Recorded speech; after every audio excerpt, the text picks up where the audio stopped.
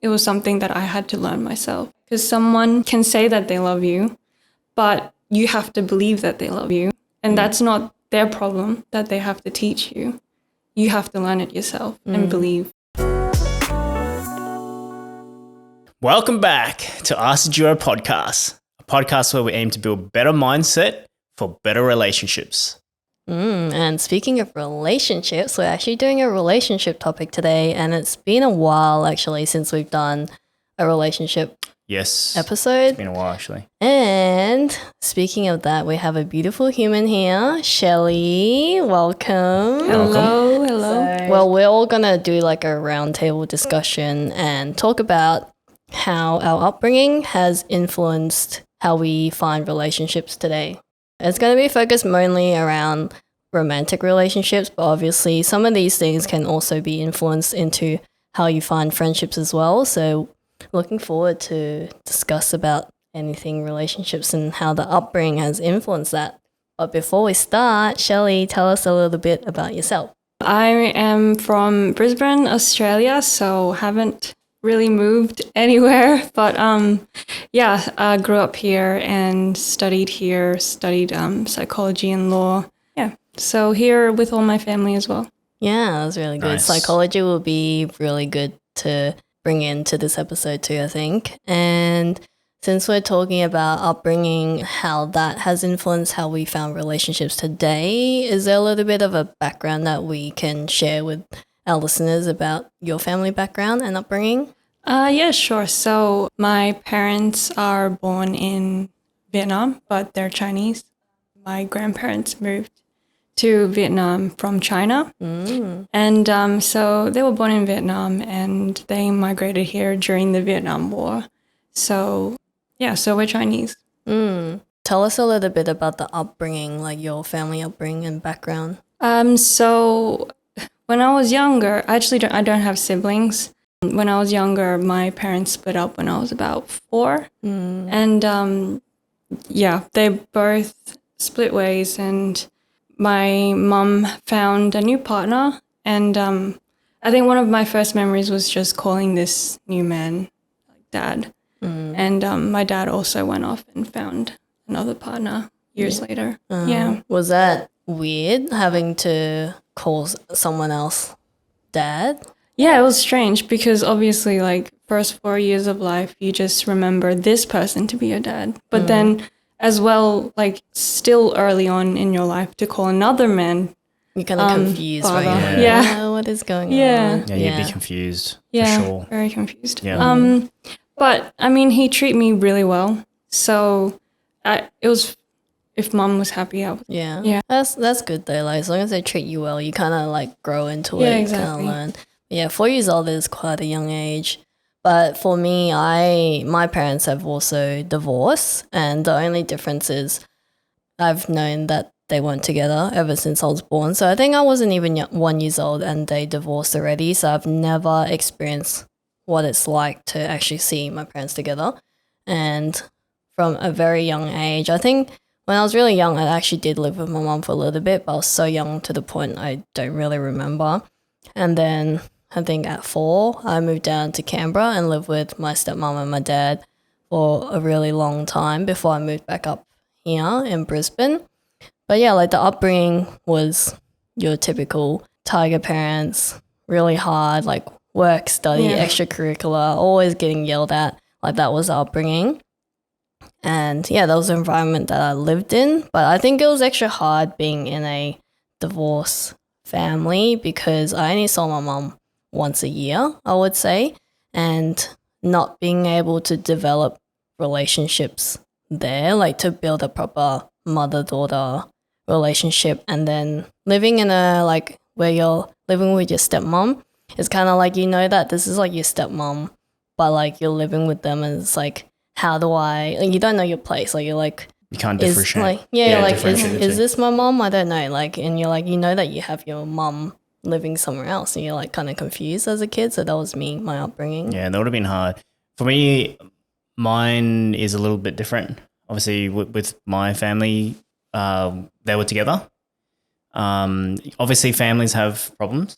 Yeah, everyone has their stories. So yeah, you know, occasional like arguments, fights, and that sort of stuff. But my parents were always together, helping each other, and Mum always was. Okay, she's very different to what she is now, but back then she was kind of tigerish Mum. But she was always ride or die with Dad. So anything that he did, anything that he wanted to go and do, she was like, yeah, let's go. So That's that was cool. the dynamic that my family had. So you could say it's a little bit different. Yeah, on the but other I scale. think that would be really interesting to discuss, like us with a divorced parents or like broken family, as opposed to someone who has had the, what's it called, mother, father, Yeah. like figure Yep. that's in there, and how that influenced how you found Yeah, yeah. relationships today too. I think that'd be really, really Yeah, it'd be good. interesting to see, I guess, the difference in dynamics and how that had any sort of influence in some way and form. Yeah. So before we get into how that influenced us today, during the time when your parents split up and in that moment, like, was there anything that you felt particularly? I don't really remember too much about it because I was just so young, but I had to visit Dad, I think. It was either once a week or once a fortnight. So I was living with Mum, but I would go with Dad and hang out with him. And the thing is, when I went out with Dad, the parenting styles are very different. My dad is very chill. So when I went with him, we'd play games, we'd hang out with so like cool. godparents. Yeah. And it was great. Like I loved being with him. And then it was just so joyful. And then going back home to Mum, who was a bit more controlling, typical, like I guess an Asian mom sort of Yeah. parenting. It was just, I think it's the same with Amelia. It's just like switching on and off between two different parenting styles and how to act in two different situations was just, yeah. Was it confusing to you as a child to be like, why do I need to go here, like this house, and then I have to go here the week after? Like, was that confusing? I think because at 4 years old, like I think you somewhat understand at that age that your parents aren't together. So you just go with it. Yeah. Yeah. So I just went to whichever parent and I switched on whichever personality that they're. Actually, I was actually the same, but it wasn't between my mom and my dad. My mom's always lenient, but I would say like I didn't develop any like connection or relationship there with my mom. But the difference between my stepmom and my dad, the upbringing was also very different. My dad was the same, like just there to have fun, take you out to have fun and play games or, you know, go on a bike and stuff. It's always just like about having fun. So obviously as a kid, you kind of gravitate towards that because you just want to have fun. Yes. And then like I didn't have a good relationship with my stepmom. It wasn't particular anything bad where like it's because like she was a bad person or anything. Yeah. But as a tiger mom, someone strict who's trying to teach you discipline, trying to get you to study as much as you can so that you become a good, you know, kid. You're like, I don't want this is not fun. And like always getting yelled at and like, why can't you do this right? Like, don't do this, don't do that. You're like, why do I want to be around that person? So I'm the same in that sense. Yeah. We definitely all have a really good relationship now. And I think it's been good. Like you look back and you can see and appreciate why they were doing these kind of things and why they were so strict. So back then as a kid, obviously not fun to live under strict conditions, but yeah, we all have a really good relationship now and I really appreciate it. In a way, you just get more parents. Yeah, yeah. You do. Yeah, that's true. Yeah. Yeah. Yeah, for me, I think my parents were like more. It's funny because it's always the father that's kind of chill. Because my dad was real That's chill. why they're so like guys like will forever be kids. Yeah, just like dad is just like whatever. But like he obviously like I didn't really see him that often because he's always doing graveyard shifts. Like he was the main provider to the household. So, you know, whenever I did see him, he was always like either sleeping or hanging out with his mates, and he would bring me along. Mum was always like, you know, she wasn't as strict, like a full defined tiger mum, but she was always someone who would always be like, hey, pull your head in or I smack you in the head kind of thing. And me being a little shit I used to challenge her all the time, and I used to be Still like, a little shit today. and I would always challenge, and it's just, even though she was trying to, discipline and try and get me to do certain things. Were you those kids that was like, yeah, come on, hit me. Like, come on. Yeah. Do it. It got to a point when I was a little bit older where I could take the hits, and I'd be like, yeah, let's go. Like, just hit Or me. you're like, ooh. Yeah, and it used to piss off mum a fair bit. Sorry, mum, if you're listening. But yeah, I think my family dynamic wasn't too hard like that. They were kind of chilled compared to other families or other family friends who are very strict. Yeah. Well, from those though, like, was there anything that you guys kind of learned or had a takeaway from the upbringing and that you felt influence how you find relationships today? Well, Mum went off with another partner, and so that also didn't really end well, and that was when I was 19. It was a de facto relationship. She wasn't married to him, but it's like reliving nightmares from like when I was younger all over again when I was 19. Yeah. So being part of a family that's always like, I guess, mum not being there and always trying to fix her family. Also, and it seems like a lot of the problems were caused by, I guess, the male counterparts. It's definitely influenced me when I was finding my own way and looking for a partner and not wanting to be alone. So my first partner was when I was 24. From me at the time, I didn't feel like family did influence how I was looking for relationships. But now that I look back on it, I think there are definitely certain things or something that influenced in hindsight, because I also didn't look for relationships. I wasn't out there. Like, you know how high school, a lot of girls are like, oh my God, this guy's so cute. I want to like date him or get with him or whatever. No. That stuff just like, I don't know, I just didn't really care. Didn't think about it, didn't really faze me at all. And then, like, I think I didn't really date until I was like 21, 20, like early 20s. I forgot what it was. But now thinking about it, it's the same thing. Just wanting, like, I think what you were saying before when we're off camera is you don't want to get into a relationship unless you knew it was something that you really wanted or you were thinking of a serious relationship. Like, it's not something that you just go in and see if it's like, it's just for fun kind of thing. It's just not how I was thinking.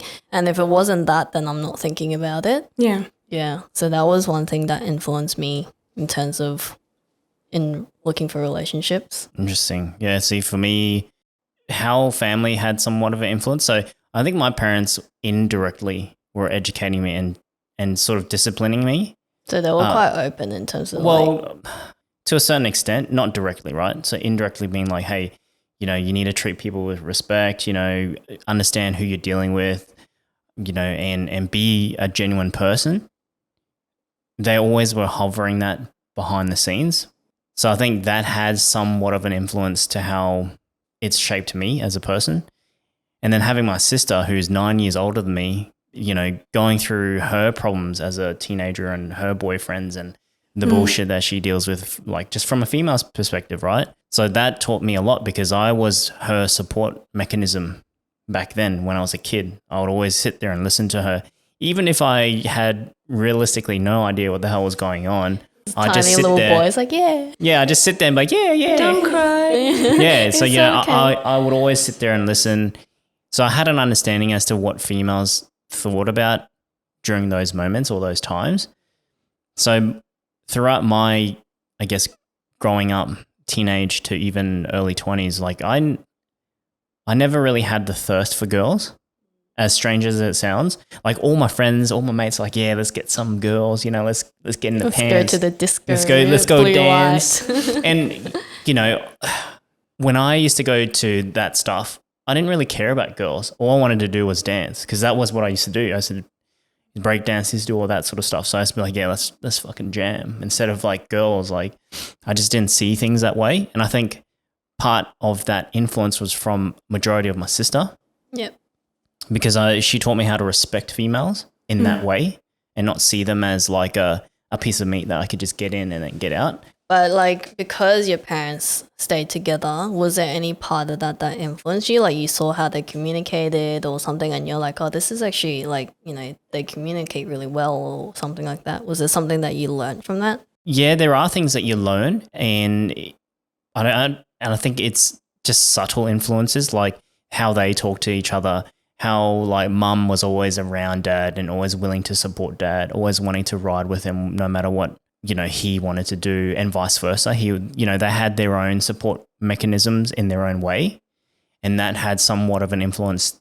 I feel now when I look back, I just go, shit, I didn't realize back then, but now I see myself applying that. Like for an example, now it's just like having the ability to sit here and talk to, say, you, Amelia, and actually go, hey, this is what's happening, this is what I want to do, and vice versa. And I think, yeah, when I think about that, my parents had that same thing, that same dynamic, if you want to call it that. It makes sense, because I think like for us, say even as simple as going out to the grocery, you could easily be like, okay, you go buy whatever we need, but it's more like, hey, do you want to come and we'll go together? And it's just like, that's the quality time. So I think I can see what you mean in that sense, like your mum going out with your dad and following him around, like that kind of thing. Yeah. And it's not to be clingy, it's like you truly appreciate that time together just to go out to do something as simple as groceries. Yeah, and on the flip side, as I was saying, my sister having that influence, you know, and sitting there and learning from her and her telling me, drilling in everything about that, that's what's influenced me for my earlier teenage years to my early 20s, because like I said, it was just like I was very respectful of girls. So that because you can see what I can see, are, and there were probably heaps of opportunities. About. Dude, there was probably heaps of opportunities where I could have gone and, you know, dated a girl or fucked Just around or whatever. For the sake of dating. Yeah, but it was never a thing that I thought about. Yeah. So like Shelley, you said that you didn't really date till maybe like your early 20s. Was there something that opened your mind to starting to date and make you feel like it's okay to try and like see someone? Yeah. Yeah. Was there something that opened your mind to it? Well, actually, the person that I was seeing at 24, I actually liked him for up to 2 years beforehand. Oh, wow. Yeah, so I actually didn't say anything for 2 years. So I guess we were at different locations, and also like I found that, you know, if I wasn't sure about this person, because always in the long run, right? We're in it for the long term. If I don't see myself with this person, then I'm not going to pursue it. I'm not going to say anything. There's no point. But yeah, I didn't say anything for 2 years. In terms of opening my mind, I think it got to the point where I actually didn't talk to him for a year in one of those 2 years. And it got to the point where we started talking again and I got drunk. Oh, the drunk talks. I got drunk and it was like 4 a.m. in the morning on a January or something. And then we started talking, and then I told him that I liked him. Yeah. But you're drunk, eh? yes. But I told him, I was starting to move on. I was getting over it. Like, it happened because I liked him a lot. And for me, it had to take a lot to try it out because of the long distance and all I think when we enter in a relationship, especially for me, I don't know if for you as well, Amelia, but we always weigh out the pros and cons. Yeah. And if the cons weigh it out, then I'm not gonna try. Yeah, I do exactly the same thing. Not just in like relationship, but just a lot of life decisions. Yeah. You're just like, what are the pros? Like, what's gonna happen? How are the influences of if you choose this or that? And you just kind of make your choices from there. And being very cautious. Yeah. Because when you grow up with seeing mum go through so much crying, you just don't want that to happen to you. Yeah. And so that's why, like, it took me so long. Was that the thing that you're most afraid of, is to be like heartbroken or something? Or was that like, what was the thing that you're afraid of if you were to date someone? I think the hardest thing was trusting. But yeah, I think just being betrayed. And I was also working through learning how to trust people. Yeah. So I knew that it wasn't a burden for someone to teach me. It was something that I had to learn myself. Yeah. Right? Because someone can say that they love you, but you have to believe that they love you. And that's not their problem that they have to teach you. You have to learn it yourself and believe. I think, you can learn it yourself too and also believe in it. Relationship is a two-way street. You got to believe it. But at the same time, I can see where you're coming from, especially from like a broken family. Trust is always one of the things that you'd always consider. So it's seeing if that person is actually acting on their words. So like if they say that they love you, like are they actually doing actions to prove that they are? Yeah. And for me, I'm big on people's actions. Like, do they walk the talk? And if they're just saying something but they don't action on it, this goes with anyone, not just in relationships. If I can see that their actions don't match their words, and I'm like, nah, I don't trust this person. Yeah. Yeah, which is true, right? Like you said, it's action speaks louder than words. It really does. And I'm kind of the same thing too. And trust is a hard thing to build over time. Like, and you learn this, right? It's all life experiences. You do certain things and something happens and then you go, okay, well, you've put so much energy in that, in whatever it is that's gone wrong. And sometimes it's just hard to I wouldn't say rekindle, but just restructure that where you can go, okay, cool. Can I be in this situation again? Can I do this again? And sometimes, just seeing the affirmation from people's actions, it speaks louder. Yeah, because like anyone could be like, say for example, a couple had an argument. You can easily just say that, yeah, I'm sorry, I'll do better next time. But it's like, are you actually, like, have you seen them, try and progress, or are they just doing the same mistakes again? And if they're doing the same mistakes again, they're not actively trying to do better. And it can be vice versa. Like you can actually see the progress and you're like, okay, they are actually trying to work on themselves. Yeah. I'm kind of the same. Like trust was also a big thing, and also what the upbringing from just a family background has, what I realized within the last few years, like I kind of knew, but at the same time it's kind of become more apparent, is I can't get close to people, like in terms of I'm really happy to share things and stories in my background and stuff, but it goes to like a threshold. Yeah. And like I've become good friends with people, but I never let myself like fully drop my whole entire guard, where I would share or open up to the point where I know like there's always just some sort of guard there where I'm like not 100% giving everything. Yeah. Like I'm still a truthful person, I'm still open, but I'm always like there's this safety net where I won't let go of. I think it must be the cynicism. Maybe. So you go through something similar as well? Yeah, definitely. I think when I was 24, like I didn't expect much to come of it, but I just got to the point where, okay, I'm at the age where I think I'm old enough to bear the consequences of my own actions and to learn. Yeah. So that's why I tried it. The dating? Yeah, I learned so much. So much, and I still talk to him. That's good. We've both grown, but one of the reasons why I also didn't like get into a relationship earlier was I was trying to work on myself. I knew I had things that I had to work out, and I know that people who are out there around my age probably wouldn't be able to handle like the emotions that I go through, the depth of feelings that I go through, and it might scare them away. That was also one of the reasons why I was like, okay, I'm just gonna work it out through myself, and I don't want to put this, not a burden, but you don't want to like share the baggage with someone else. No. Yeah. But I think it's good that you, at your age, knew what was going on, because a lot of people potentially in that same age bracket, they're immature, man. Like no one knows what the hell's going on in life. So for you to actually sit there and go, okay, I acknowledge what's going on. I need to face this myself, and until I know what the hell's going on properly, then I'll bring someone in my life. Yeah, that is really mature, which was something that I wanted to say. It was like, because I knew you since you were 10. I was like, I don't know, 12, 13, whatever I was. And yeah, because we met through Chinese school. And even at that point in time, I did feel like you were very mature. Like, yeah, you're still a teenager or like a young little girl, but like I felt that your mind, like the way that you're thinking was already a lot more mature than someone else who might be 10 years old at that time. So I think it's really good. Like, yes, we did go through a lot of challenges, but it built you to grow up in a way that you can think for yourself and think really maturely. Yeah. I think you're forced to be a bit more independent when you're thrown into that type of life. You're kind of like, in a way, you feel like you're on your own. Like you kind of have to. I don't know what it was for me personally. I was the same thing, and it's just interesting to know that you also felt the same thing, where you felt like you had to be independent.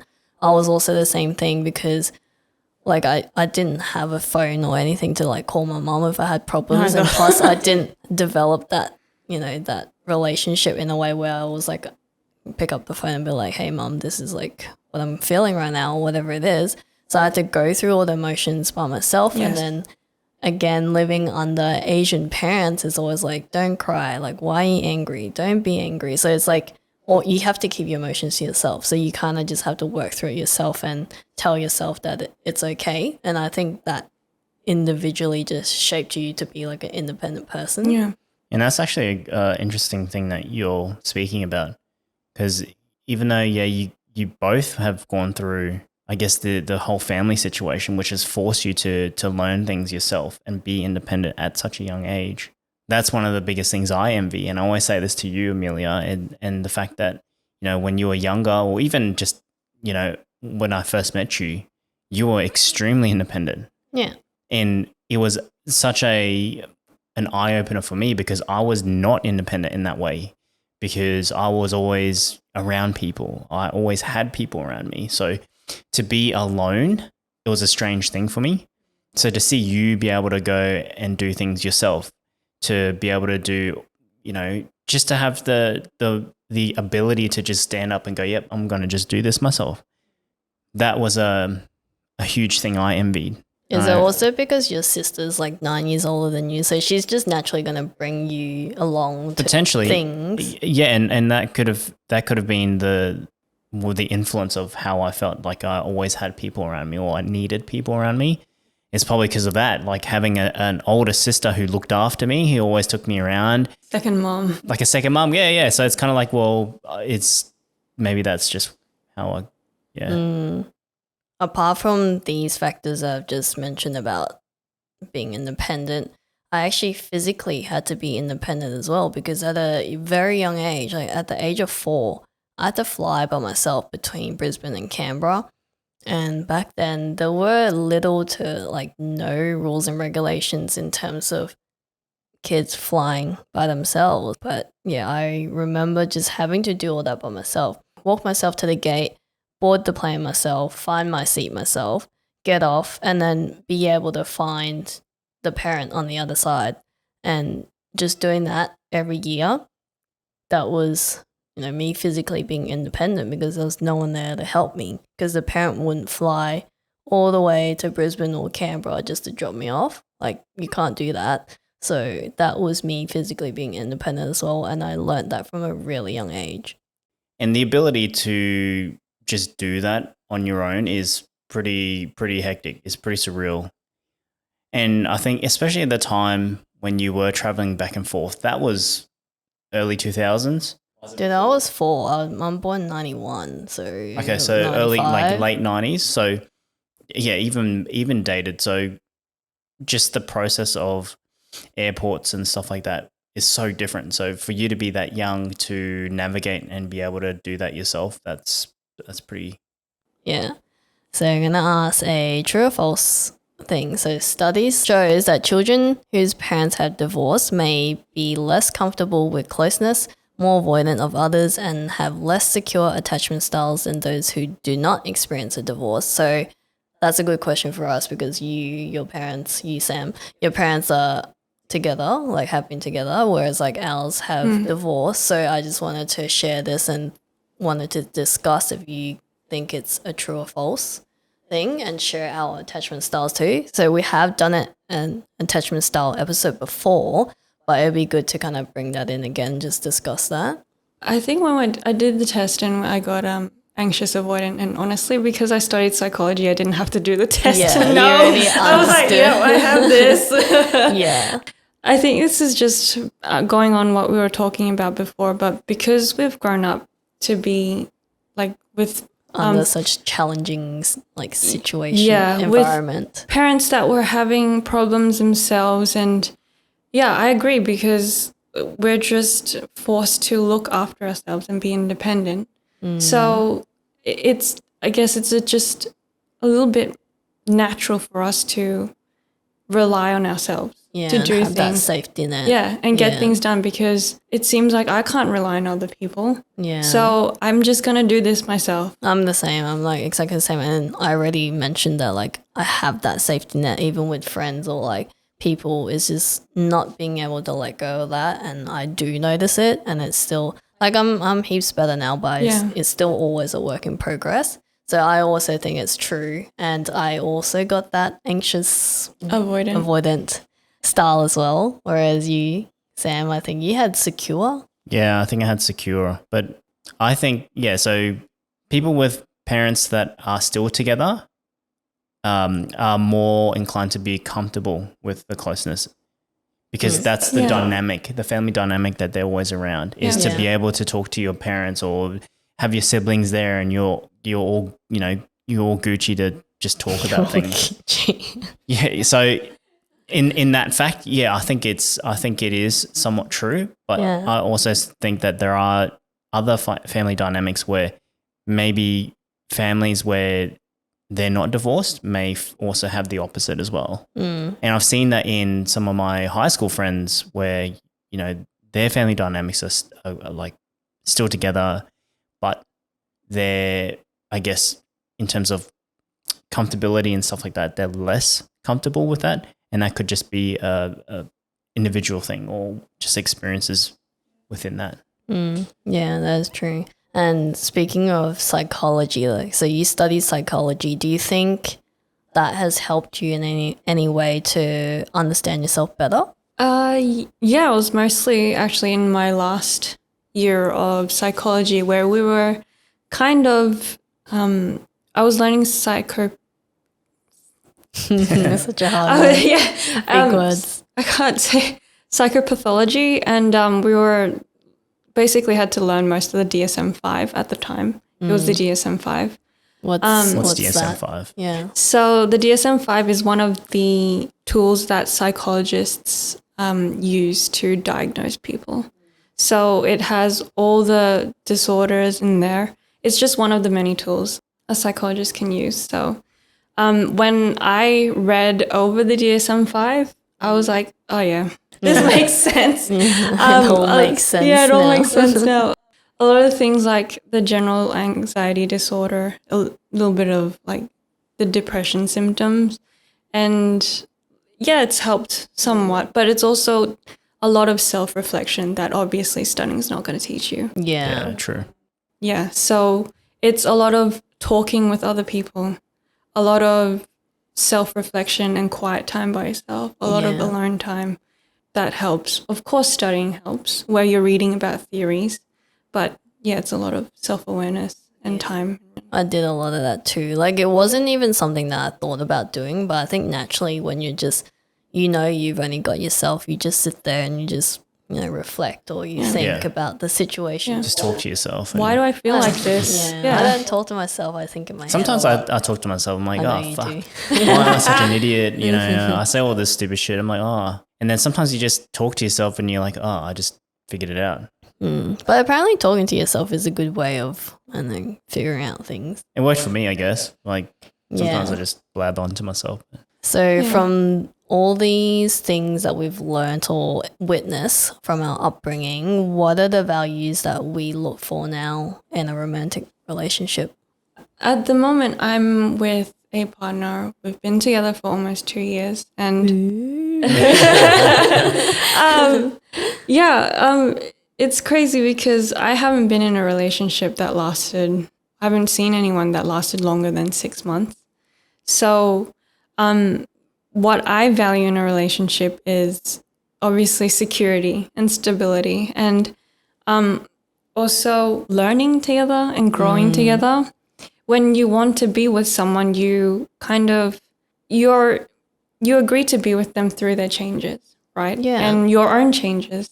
And so a lot of it is just, can I be with this person that I can grow with? And do I think that I can be with them through that changes? So I think that at the moment I'm learning how to trust or place my trust on someone else. Something that I've been struggling with my previous relationships because of how independent I can be sometimes. Did you have to, like, say you guys were in the talking stage, did you have to voice that and be like, I actually want this, this, and this, like, this is what I look for? Did you voice any of that? No, I actually didn't. But instead of doing that, I made him kind of go through hell, I guess. Oh, really? No, not really. But I just had to use a lot of the time to get to know him before I could say, like, yes, I think this person is okay to trust. Yeah. It took about 5 months, actually. Actually, I think we were talking about 5-6 months before we actually, like, officially started becoming official. Get out of here. Get out of this podcast. Really?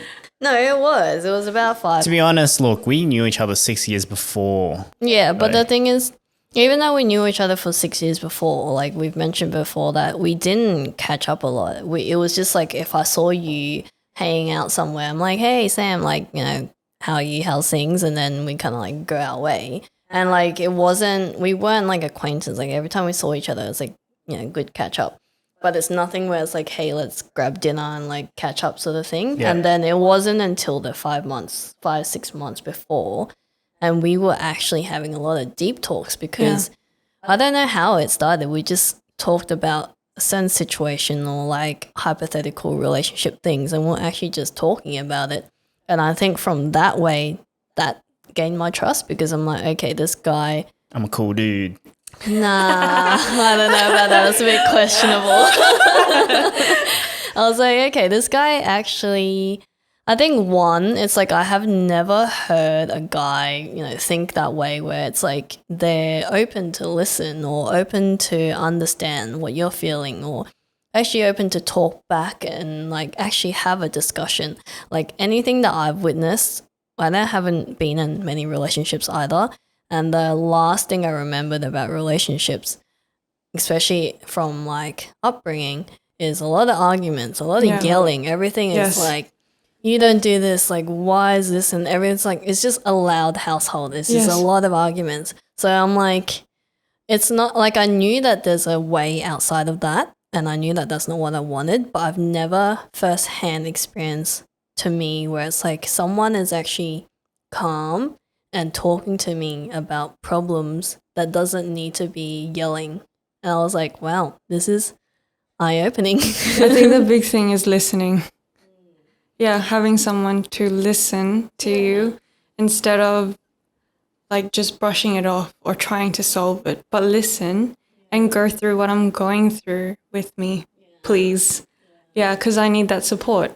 Yeah, so I think that is the same thing, 5-6 months of just talking. And it wasn't even like, I think it just brushed off like anything in like now the modern days. If you're like dating, it's like, you know, like did we make out? Did we like kiss or whatever? But it wasn't even those. We were just actually having deep conversations. Yeah. And every time we talk, it was just deconstructing a certain conversation and we're having a deep chat about a certain topic. So that's why I was like, it's starting to build a trust for me. Because I'm a cool dude. Nah. Nah.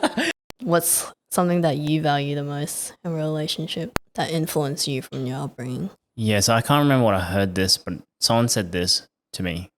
A relationship is a decision where you make when you make a commitment with your partner. And the point is you need to communicate and you need to work together as a team. In order for that to work, you need to continue to do that because you're committed. And I always go back to the point of my sister. I'm always shouting out my sister. If you're watching, I love you, sis. But look, her teaching me and just listening to her really ingrained in my brain, just in terms of the respect behind the whole female side of things. So I always applied this throughout all my relationships. I've never argued with any of my ex-partners. That's really good. I never yell. I'm more about talking. I rather talk than fucking, end it and like normal fights, like in relationships, they argue in the and then they door. storm out, and it's just like, okay, where's the ending, or how do we get to the conclusion, or do we fix anything? It's like, It's so dramatic. yeah, it's dramatic, and it's just like, bruh, what's happening?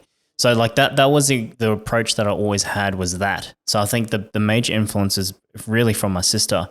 And then the underlying indirect influence was from my parents, in terms of how they always ingrained the communication part, and me seeing the environment of support, and mum always sort of helping dad and dad helping mum.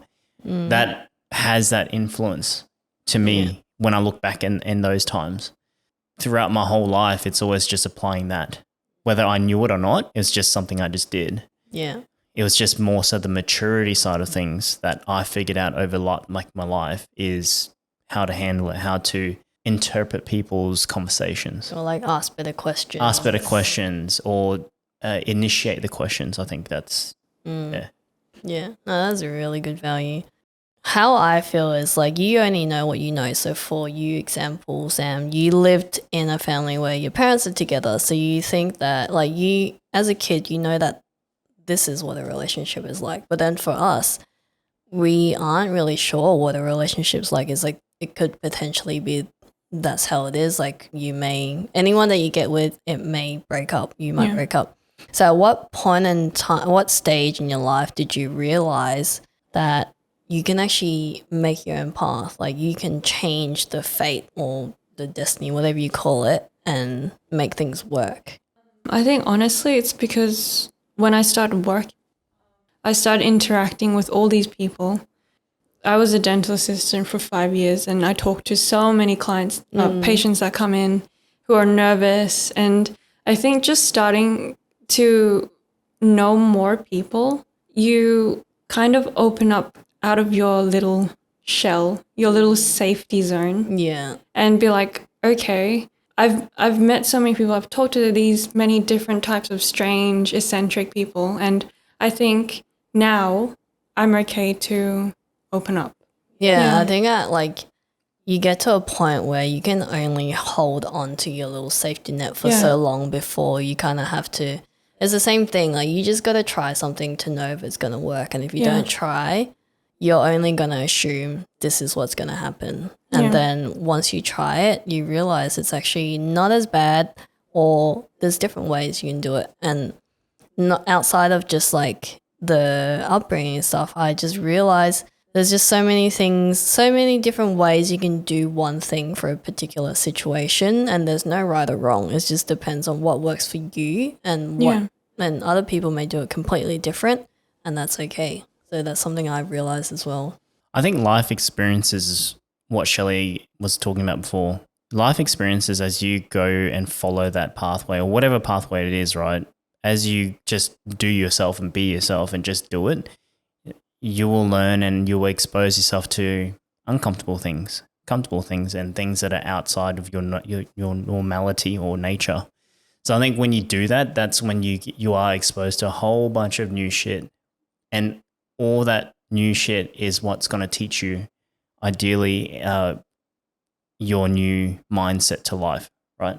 And I think even for me, like, still to this day, like, there's so many new experiences that I need to do and experience and learn and try. It's never ending. And I don't think there's a right or wrong in terms of what pathway you take or not. Regardless, that pathway is for you to venture off and learn. Yeah. So just tying it back onto, how like our talking stage, when we're just, breaking down different problems and just talking through that.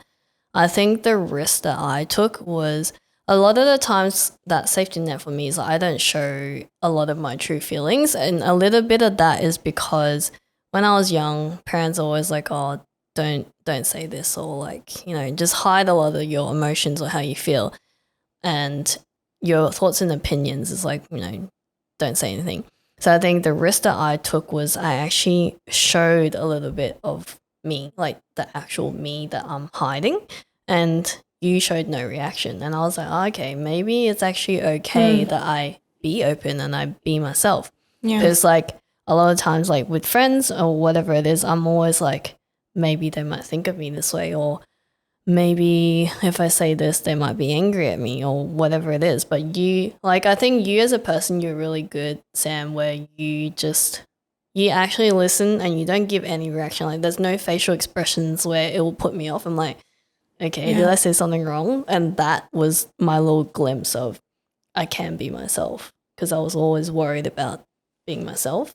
Like dialing back the influence thing from just upbringing and family and whatnot. I think that's what I was ultimately ingrained with, is why judge people for whatever walks of life that they came from. Like your parents? Yeah, it's just your like sister showed you that? Yeah, it's like what's the point in judging? Like what's the point in making a conclusion without actually understanding what the actual situation is? And I think I've always applied that, even though, over my time of life, it's like just the maturity that's changed, right?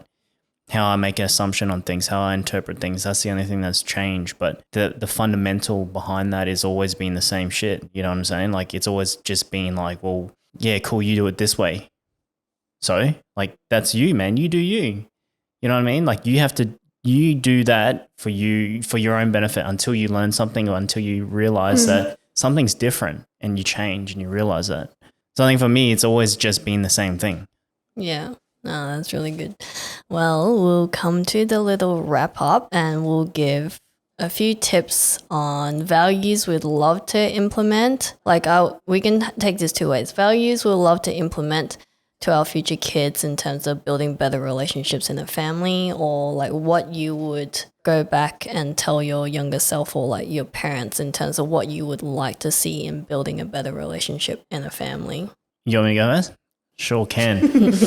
I wouldn't say that any of this is a tip, just FYI. I think this is just your personal. Yeah, this is just opinion. My opinion in terms of what I would do. But the difference I would do here is the cultural background in terms of Asians has always been ingrained in the fact that you can't show emotions, right? There's no support mechanism behind that. Like my parents never showed or never told me, hey, talk to us about your problems, or be open and accept the fact that there is problems in life. You need to talk to someone about it.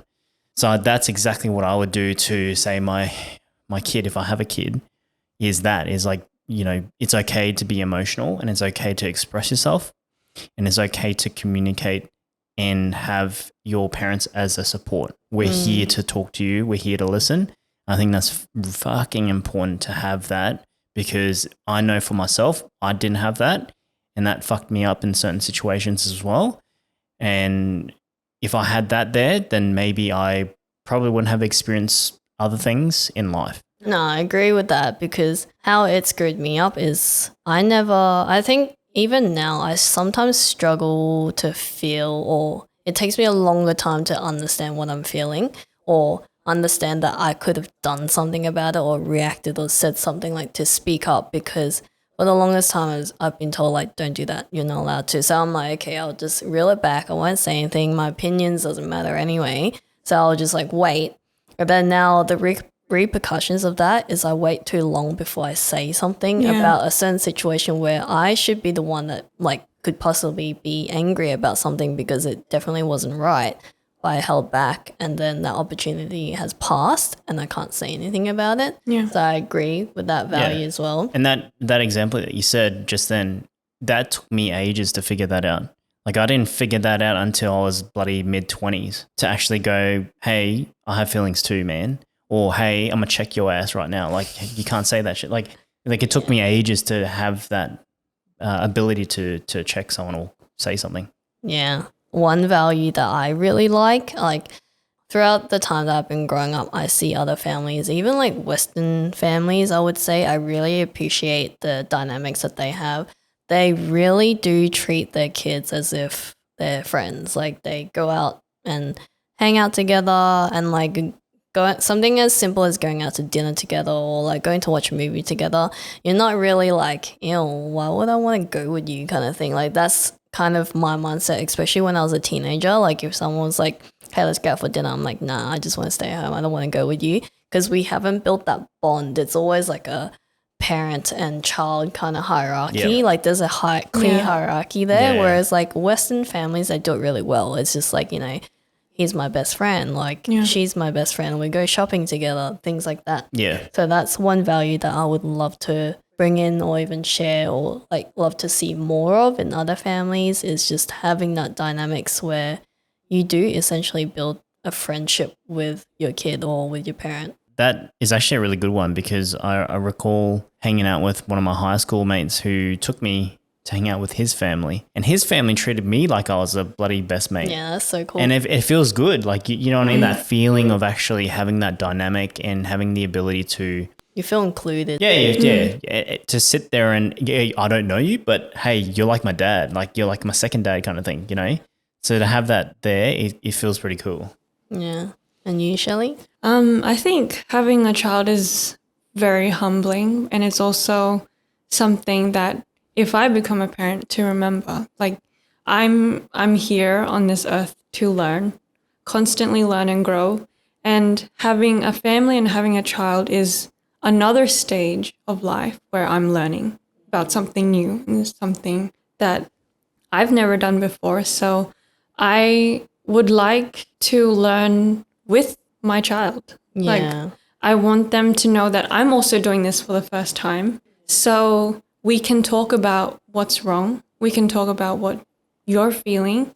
And I can talk about my perspective and say, like, you know, I may be your mom, but I'm also learning as well. Yeah. I need to learn what you need, and I need to learn what makes you comfortable and safe as well. Yeah. And I think one thing I've also learned is every child is different. Like, you might have one child who is actually really resilient to some things, but then you have another child that is more, you know, on the more sensitive, gentle side. Yeah. And you can't use the same teaching method for this across all these kids or however many kids you have. So you kind of have to adapt yourself too.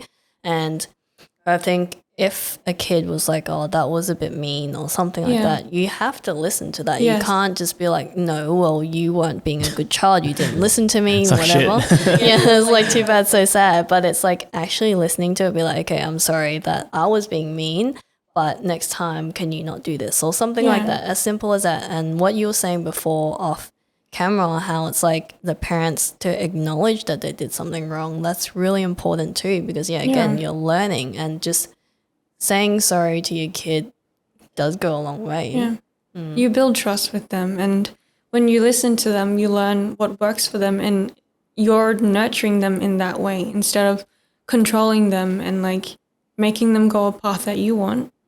You're nurturing them and giving them the pathway to how they want to work. And also letting like them know that being a parent doesn't mean that you're perfect, because I don't know how, like no one actually said this to me, but I always thought like parents were perfect, like they knew everything, like everything that they do is correct. And then it was even like early 20s, that's when I realized like, hey, all these things that has happened, or where I didn't feel happy about what they did, they were all mistakes too. Like they were learning and they were trying out a method and it didn't work for them, but it was just that they didn't explicitly say, oh, sorry, I didn't mean for it to come out this way. It was just, they just let it be. But that's just how parents are back then as well. So I don't blame them for that. And having that understanding was very opening for me.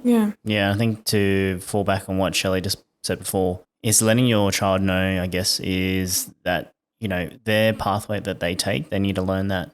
They need to make the mistakes. It's their life.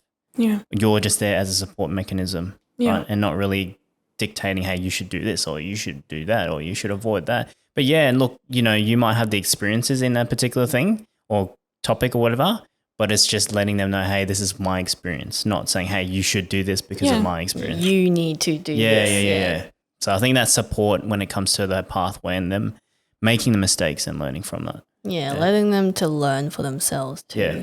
But in saying that though, although they didn't like, they always shut out my emotions particularly, it's just speaking for myself, it did build a resilience for me to be able to hold in a lot of things. Like hold as in like be okay with a lot of emotions or situations that happen, and I'd be resilient in terms of not crying too easily or whatever it is. So I felt it has helped me build to where I am today. But at the same time, what I was saying before, you hold in too much and you don't share or accept your feelings to the point that you might break down. Yeah. Yeah. I think this conversation is a really in-depth convo, and I think it's actually really important that, you know, the awareness and the understanding that people do go through these things. You know what I mean? And I think it's something that not many people talk about just in general. Yeah. So I think, you know, having this conversation is really, really important. Thank you everyone for listening. And tuning in. Really appreciate it. Let us know how you feel and if you think upbringing has any influence in how you choose your romantic relationships today. And thank you so much, Shelley, for joining Yes, us. thanks, Thank you Shelley. for having me. All right, that's it. And bye. Peace.